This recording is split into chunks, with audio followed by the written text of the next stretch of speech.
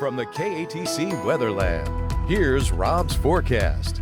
Welcome back. Well, back-to-back days of beauties out there. Temperatures in the mid to upper 70s this afternoon. Tomorrow we'll stay in the warm zone, but we will add the risk of scattered showers and storms, some of which could be potentially severe at this point. I'm not expecting any watches across our area, but that could change. There will be tornado watches, though, for the northern part of the state for sure. So let's take a look at the big picture here as we look at our storm system that's moving out of the Rockies and spreading snow with it into the plains and the upper Midwest. This is the weather system that's going to get the jet stream cooking. Meanwhile, our weather is nice and quiet, fair sky, some clouds moving in, and that trend will continue. They'll thicken up and start to show up on the satellite imagery. Really not showing up here, but we do have clouds moving in. So here's the jet stream structure. Polar jet here. We have a jet maxima that's going to be coming down and rotating on through, and that's going to also energize the subtropical jet stream. So you have the polar jet. Here's the maximum on the polar jet, and then you have the subtropical jet. And when you get these jets going near parallel and they kind of spread out,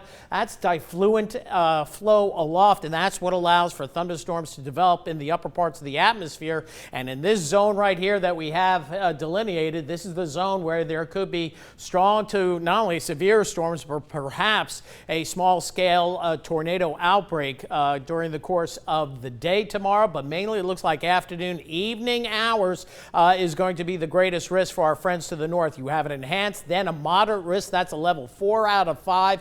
So for the potential for long track supercells that could bring strong tornadoes, that's EF2 or plus type storms, and then scattered wind damage and large hail. But locally, not as bad for us. Now these, if you break it down, what's the tornado risk in the area that's hatched? That's where you could have strong tornadoes. A 15% chance of that happening any point within a 25-mile radius in that area red that you see there. 5% risk of an isolated tornado into Acadiana. A little bit greater risk for damaging storms, damaging winds from storms. You can see that risk certainly higher in that same zone. And locally, all of Acadiana hatched in for a slight risk of severe storms. Might see tornado watches tomorrow as far south as Cenla. We'll see how it goes. Sometimes the storms get really cooking, and the model's indicating that they're not going to get cooking too much, but we could see an isolated brief tornado spin up with those storms tomorrow. Here's looking at what we call the significant tornado index, and you're looking for the warmer colors here. So here we are right around 11:30 or noon, a little bit of a hot spot developing, but look what happens as we get into tomorrow afternoon across portions of Mississippi. That red there is an enhanced risk of tornadoes, and then that pushes off to the east. So there's probably going to be a few tornadoes in central and northern Mississippi, but maybe the risk of 1 or 2 here into tomorrow evening. I looked at our storm dynamics, and the atmosphere will be primed for severe weather most likely during tomorrow evening, but could be tomorrow afternoon. Clouds and a few spotty showers coming in overnight tonight. We'll watch these storms as they get cooking around 10, 11 o'clock in the morning through noon. Whatever activity develops, those could have some brief spin-ups, but again, you don't see a whole lot of showers and storms across the region.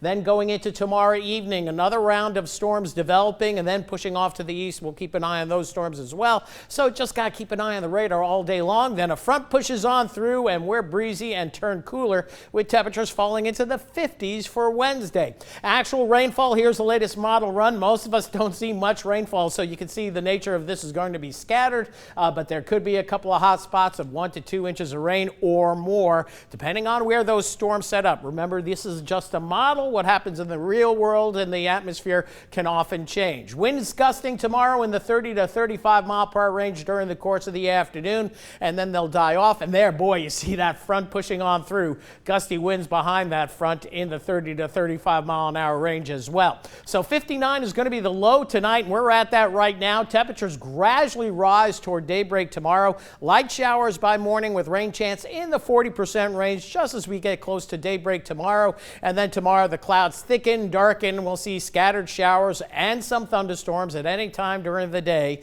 Rain chance at 70%, but this is not going to be an all-day rain. It's going to be sporadic. And then going into tomorrow, tomorrow evening, much the same with showers and a few thunderstorms, turning sharply cooler. After midnight, it looks like the threat of thunderstorms goes down, but we could see some lingering showers as we head into the wee morning hours of your Wednesday morning. After that, though, looking good and cool as we go into the weekend. Look at this, temperatures warming back up, back into the mid to upper 70s Friday and lower 80s this weekend. Another cool front on the way a week from tomorrow. So bottom line, a little active weather pattern, but something that we're not overly concerned with, but we'll keep an eye on in the future. Just got to watch it in case. All right. Thanks, Rob.